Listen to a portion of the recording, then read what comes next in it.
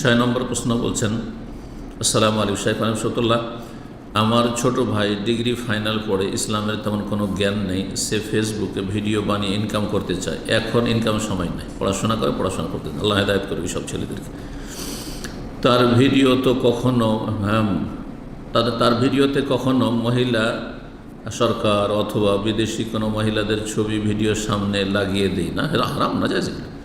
সাধারণ ভিডিও বানায়, ভিন্ন কোনো খারাপ নেই, দুনিয়াবি এমন মোটিভেশনাল কথা বলতেছে, সাধারণ বক্তাদের নিয়ে কথা বলতেছে, কিন্তু ইনকাম করবে ফেসবুক গিফট আর মনিটাইজেশনের মাধ্যমে ইনকাম করবে। এটা কতটুকু হালাল? ফেসবুক থেকে ইনকাম করলে তাতে অ্যাড অবশ্যই আসবে, মনিটাইজেশন করে রাখলে তাতে অ্যাড আসবে। আর অ্যাড মানে নোংরা ছবি, অ্যাড মানে কোনো ভালো কিছু তেমন আসে না, নোংরা ছবি আসে, প্রায় মহিলাদের ছবি আসে আর উন্মুক্ত ছবি আসে। সুতরাং এই রুজি হচ্ছে হারাম, নাজায়েজ, এই রুজি হালাল নাই।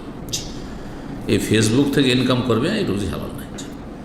কমপক্ষে শুবহাত ওমান ওয়াকাফিল শুবহাত ওয়াকাফিল হারাম, নবী সাল্লাল্লাহু আলাইহি ওয়াসাল্লাম বলছেন, যে ব্যক্তি সন্দেহপূর্ণ বিষয়ে লিপ্ত হইল, হারামও হইতে পারে আর জায়েজ হইতে পারে, সে হারামে লিপ্ত হয়ে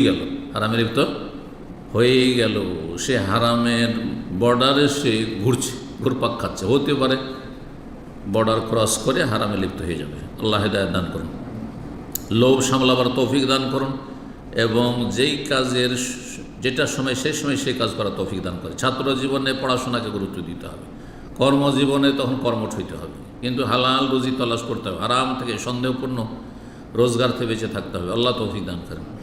7 নম্বর